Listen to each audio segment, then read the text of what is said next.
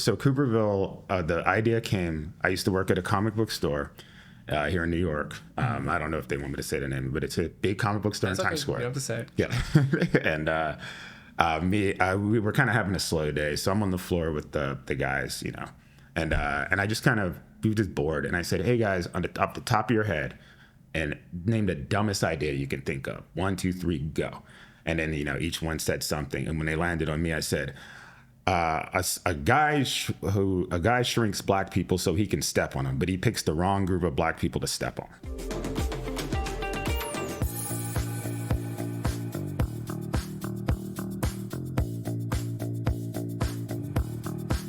Hey everybody, welcome to the Kinolime podcast. We have a special guest today. I know I always say this, but we do. Andre Ford, writer of Cooperville, in studio from Queens to Brooklyn today to talk all things story and Kinolime and movies and just a writer's journey. Andre, thank you for coming in today. Thanks for having me. All right. So we're just going to go right into this because I just love to talk story. I love like meeting writers. As you know, from day one, we've been in contact about your screenplay. And like when I read it, okay, Danny Murray doing the alley-oop here, recommended. He's like, you got to read this thing. He's like, this screenplay is effing bonkers. Oh, thank you. And when he says those things, I go, okay, whatever I'm doing, stop. I'm going to go and read the screenplay. So you have you've created one of the best concepts like I've ever heard in the business. Like ever. And when I say it's like genius level concept, like I mean that sincerely. Thank you. So, but before we get into all things Cooperville, I would love to talk a little bit more about you and your journey as a writer and like how'd you get started? Like tell us about your life. Who are you? Secrets, fear. No, it's just fears. Yeah. I got interested in when I was younger. Real quick, I was born in North Carolina. And my parents they're now retired, but they were Air Force. So I'm a military brat. So I lived in Japan for 6 years and Germany for 1 year before moving back to the States. Mm-hmm. So originally when I was a kid, I wanted to be a cartoonist. So that's why I think very visually. But I fell in love with filmmaking and writing when I was 8, when my dad took me to see Jurassic Park. And in the theater, like the way the whole audience reacted to that. I was 8 years old. I didn't know anything about that. And, you know, when it faded to black and it said, like, directed by Steven Spielberg, I was like, what is that? Like, what's a director? What's a Steven Spielberg? What's that? And then, what's a Steven Spielberg? Like, I love what is that. Yeah. But I just knew I wanted that feeling. And then, so from that magic, that kind of sense. And then, through that, I saw that it said adapted from the novel by, and I was like, what does that mean? And then Dad's like, you know, it's a book. And so I'd already read like little books at the time, but of course I was 8, so I couldn't really read the Jurassic Park. It was too big. But then through that, that interest in like, you can just kind of disappear into these books. So I became a voracious reader as a little kid. And people around my age, like I'm 40, so anyone watching this, they got into like Goosebumps and stuff, and that led to Stephen King, and that led to a love of. I love the horror. Jump from Goosebumps to Stephen King. You just skipped over a whole. Yeah, usually does that kind of like in between there is like Roald Dahl and like fantasy, like the escape part of it. And so that led into my interest in horror, and then also I love comedy. I love like comedy, so just blending the two worked, and then had a crazy love of comic books as a kid and cartoons, so like wild visuals. And growing up in Japan, there was some wild. I was gonna say you're in like the mecca of like so there was some anime. wild, like cool visual stuff. So I incorporate all that usually into the stuff that I write. It's usually character first. I like situations where you can just throw people in something that's so bizarre and then just come up with these really cool visuals. With a neat theme. I like thematic stuff, but I don't like to lecture people. So you come back, you settle in here, you decide that you want to pursue writing in some capacity. Take us through your writer's journey. Like, when did you actually start writing screenplays specifically? So actually this is, most kids, I started becoming fascinated with the screenplay format. No, I'm not kidding. When I was around, not long after seeing Jurassic Park. Wow. Because there was that one book called the Making of Jurassic Park. Oh, and it was like a really thick. You remember like when that movie came out? Oh, yeah, so you remember when the movie came out? There was nonstop merchandise. Of course, yeah. But there was this one really big, thick, like book called The Making of Jurassic Park, and that's where I learned about. Like it showed like Stan Winston Studios, it showed like storyboards, and I was like, oh my god, what is this?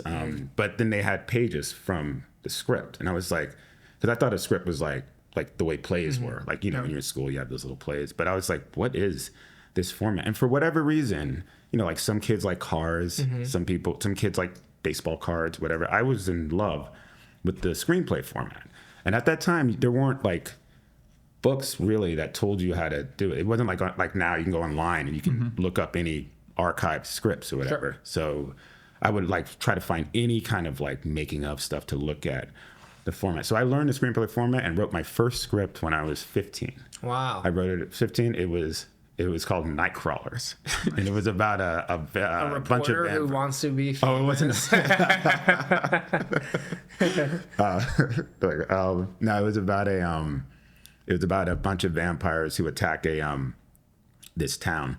It was clearly heavily influenced by like the dialogue was very much like that Kevin Williamson Scream. Because at the time those were when I was 15, those movies were really big. Sure. And it's like I would be so embarrassed to look at it now, but it was 135 pages. And it's not too bad for a 15-year-old screenplay. Most people. Well, it drove my parents crazy because the printing machine at the time, it wasn't all slick. It was like that. Oh no! For like Andre, what are you doing?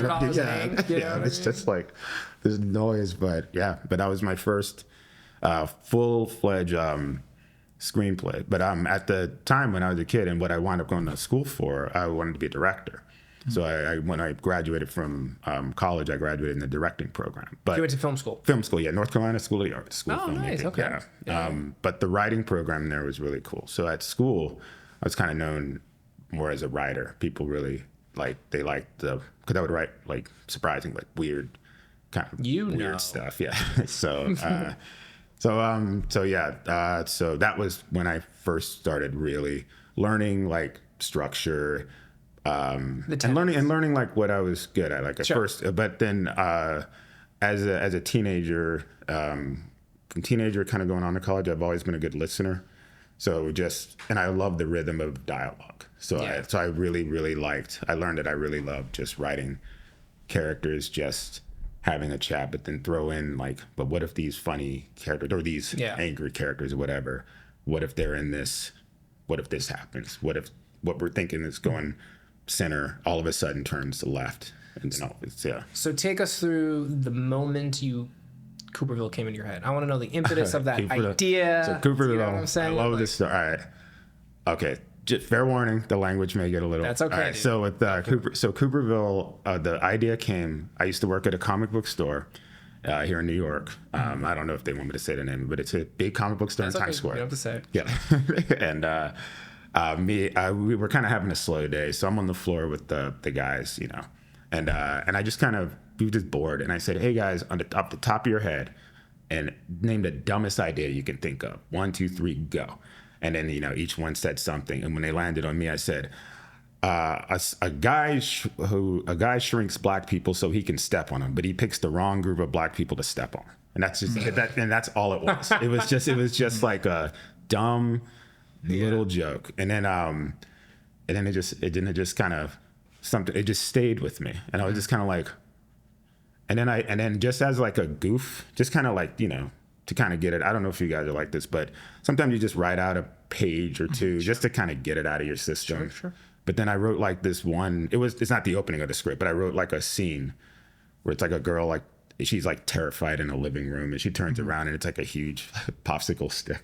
And it just made me laugh. And then I was just kind of like, there's something here. And then randomly I was sketching and I just drew what eventually became the Mosquito Man. And I was just kind of like, there's something. And then slowly, because I don't like to rush these things, you kind of just sit back and just, eventually, simmer. Yeah, just let it simmer. And then when I came up with the idea of like that would be interesting, like a bunch of like young black people have to fight to, but why? Like, other than that's a funny concept, ha ha ha. Visually, it would be kind of cool and weird and this and this, but why? What's the whole reason why? And then I came up with the idea, it's like, what if they get the bug man is saying like the most vicious humans are black people. That's what he thinks. Almost like the way like kids you can put like ants, opposing ants in one of those little clear balls and just watch them fight. That's what he does. And I was just like, okay, that's interesting, but that's not much. Like, what is it? There's something I'm missing, And in the moment, I'm assuming people like they've read the script. Spoil it. If you don't want to know it, just mute yourself. The moment it hit me, I was like, he needs to be black. He needs to be. That was when I was like, I swear to God, with the nice Silence of the Lambs fake out too. Great. Yeah, because at first you think it's like his partner at first, and then it's like, nope, it's this. Yeah. This like prim like. Love that. Yeah. So the moment, I was like, he needs to be black, and then Benson just poured at me, and then after that, it was just like. Everything flowed. Yeah, it wrote itself, and that was one of those like eureka moments. I know this happened rarely, but it was just one of those like. It's interesting because, for all you writers at home, what Andre said earlier is actually a great thing that you could practice is doing like what if exercises, and I think that we always want to write like, oh, I have this idea and I'm just gonna write it out, but like some of the best ideas or ways I got over writer's block or fixed out scenes was just like playing. I think Aaron Sorkin's like, if you want to change up your scene, like make it rain, change the weather, change it up a little bit because then your characters will shift. But doing like those what ifs, those silly games is so much fun to like get creativity out of you. And I just love that, by the way. So before you end, I just want to say that's awesome. You should do that at home. Yeah. There's the what ifs, and there's also just if you walk by and you just like, there are like these little moments just like on an everyday thing. Like you can walk by and see like a little kid looking under, like the story, there was one time that I was walking along the road and I saw this little kid and he was looking underneath this abandoned car. This little kid, this is in North Carolina. It's like raggedy. He had like a raggedy shirt on, like, and he's just looking under the car.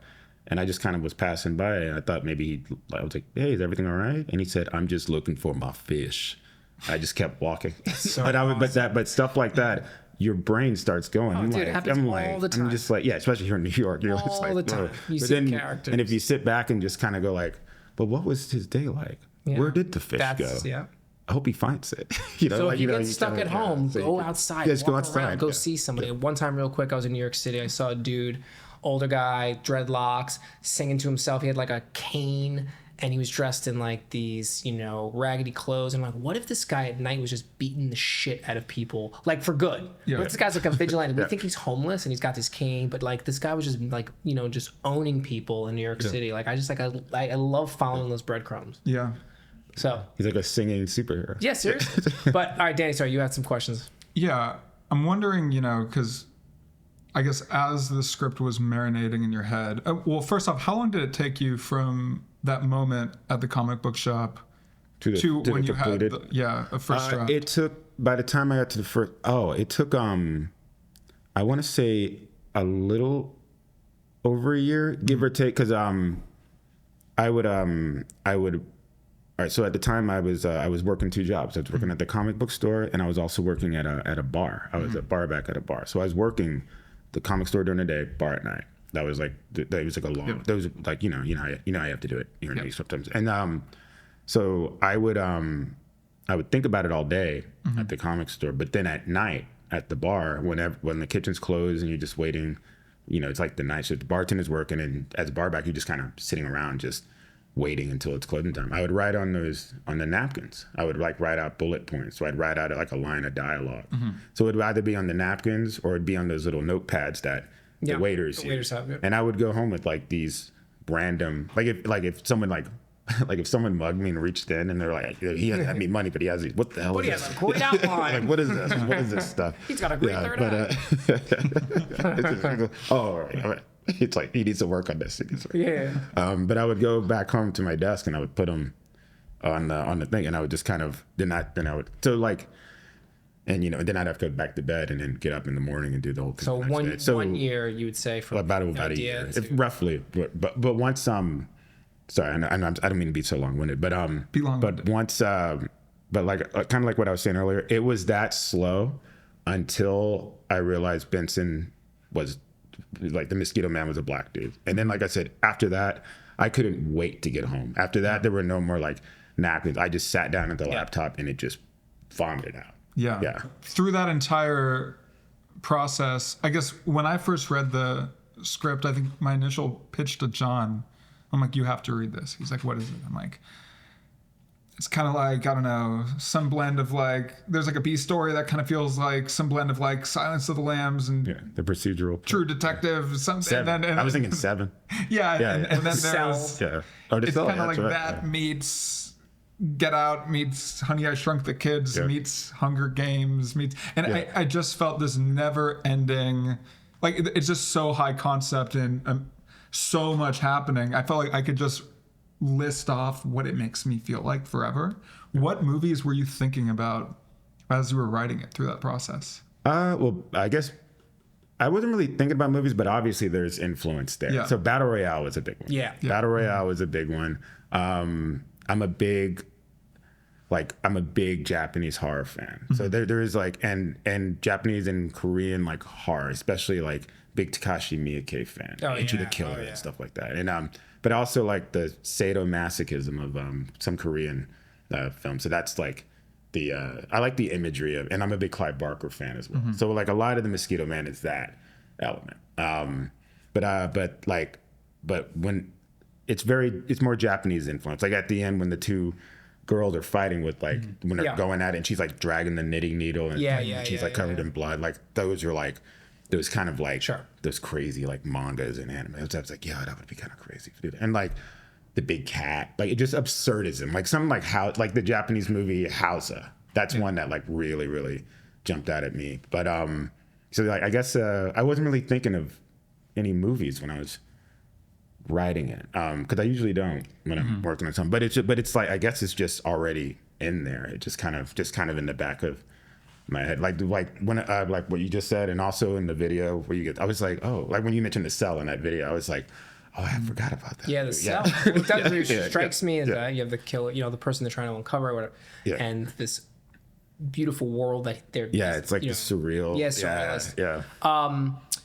And this is pre Get Out, by the way. Yeah, I read so it. This I read is it before Get Out. Before Get Out, which is really interesting. Now, post Get Out, and how that film ushered in a great conversation about race and film, and going into the black experience. I'd love for you to hear it from your words, because there's so much. I don't want to say heaviness in the film, but you do tackle some. You make some interest. Especially Benson, right? It has a very interesting motivation and way of thinking. I'd love to hear. What's really interesting, so a funny story about the so I wrote the script before Get Out, and I would show it to like friends of mine in like LA, New York, and just anyone who wanted to read it. And they were like, oh my god, this is really, really good, this is so crazy. But they were like, no one's gonna make this. they were like no one's gonna make this. It's too, because to me, like horror and also with comedy, like horror is specifically is taboo. You tackle the taboo, and I was like, well, what's more taboo than race? I was just thinking about it as a horror fan, and it's so funny. Everything that I was saying back then, like Jordan Peele says now. I was just kind of like, no one does anything about race. I was like, I can count on 3 fingers a horror movie that really tackled race. And then I was just like, huh.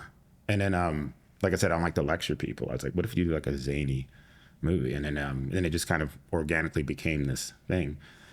And so, of course, like, so I'm showing the script to people, and they're like, "Oh, we like it, but no." So, Get Out comes out, right? I swear to God. You remember that script that I loved, Andre? That script I love so much, Of course. yeah. It's, oh my God, you need to get on it. Well, that's and then, I'm sorry. No, please. And so, so I did. So Get Out, of course, ushered in this resurgence of not even a resurgence. Like a whole thing about black horror, which is great. Like it's wonderful, and it's like finally, cool. Sure. So the thing that for varying degrees of taste or quality, basically, which I always think is great. So what really struck me when you called me about Cooperville was that it still resonates. So a part of me is like, that's fascinating to me, but there's also something kind of sad about that. Like, it's like nothing has really changed. And if anything, to get another, like to reshape it and update it now, so much has changed since then. Like, I'd be curious to see Benson's take on Black Lives Matter. Benson's take on, George Floyd. Yeah. But it would be really, I mean, that's pushing it. that's really taboo. But that's what I love about Benson is he went there. He will just say, he went there. Yeah. So I like stuff like I guess like you were saying, like when I was trying to describe Benson to someone one time, I was kind of like, he's like kind of like Uncle Ruckus. Like, imagine if Uncle Ruckus. So it's like thinking like Steve Urkel meets Uncle Ruckus. That's cool. But so I would, so the fact that this zany story and the stuff that Benson, what he says about race, if you go online, and it's actually, you kind of see it in the news now, the way like the racial tensions here, like, some of the stuff that he says, and he's clearly like the villain. You are not supposed to agree with anything he says, but he's also not wrong. In his mind, well, that makes a great antagonist, right? Like the Joker in the Dark Knight, right? Dark Knight, like he believes he believes in himself. That's what makes a great antagonist, is like he believes that he's like right. The Joker's like, all these people, he's like, no, they're all just as crazy as I am. Just you watch. That's right. And he's not wrong from his point of view. And I always go back to The Rock, the film, with the Michael Bay movie, because Ed Harris in that film, I was a kid when that came out, and I just remember watching Ed Harris's character and be like, he's kind of right. Yeah, he's completely, what he's doing, I kind of, but that makes it even more gut-wrenching for you as the audience, because you're like, I understand what he's doing, but yet it's not right. He's just 1 degree off, like he went too far, but like I get it. Yeah, what he's saying, like his whole motivation was like, he's like, this is the only way I can get your attention, and so that makes it more gut-wrenching. But that's different than this, because obviously I don't agree with Benson, but he believes in it, which makes it even more chilling and compelling, like just to watch it unfold. Like, how is this guy going to get He believes in it so much. I think one of the more telling things about him is when the girl tells him, she's like, you created something amazing here, like this amazing piece of technology, and you just use it for this. She's like, you're like a child. And he's like, and that's normally he's cool as a cucumber, but the moment I did it again. The moment you say to him, like the moment you question like his intelligence, or you like say something that he's anything less than a genius, like that side comes out. It was great. He's a fun character. No, he's great. But when you guys make it, whoever is cast, whatever actor is lucky enough, it's a great character. I'm not even patting myself in the back. He's a cool character. Outside of Benson, was there any other character as you were writing that you kind of latched on to, that was like the most compelling journey for you to focus on? I liked Virginia's arc. I liked the dynamic with Virginia and Mitchell. And actually, Garrett's closer to me. Like, if you want to get to know me, the character of Garrett is closer to my personality. But Virginia, I like because, since the script is filled with surprises, like, she's the first one that you see. So you're just like, oh my God, this poor girl. And then when the switch happens, when you see that she's like, trying to, she's just trying to get out. But she comes off as a villain, but she's just desperate. And then, and I actually asked a couple people after reading, and I'd be curious to get y'all's. I asked, I said, did you guys feel bad for her when they turn a normal size, and you see that she's like, oh my God, and then then she's killed. I was like, did you guys feel bad for her? And the answers were always very interesting. Some did and some didn't. Good social experiment. Yeah. How did you guys feel? Did you feel? Yeah, I mean, were we like, screw her? She's like. Yeah, it was good. I mean, like I even felt bad for Jerome. It's like once you're kind of in that world, right? It's Jerome had like probably the worst. Yeah, one of the worst deaths. Have you ever seen a cat like go after people? No. That was so. That's the moment I knew I was all in. The minute the cat came out, I know the cat is amazing. Here, like, let's go. Like, this is unbelievable. So now, we've entered the competition. We've interviewed you before about the Kinolime experience, and obviously you've had some very kind words for us.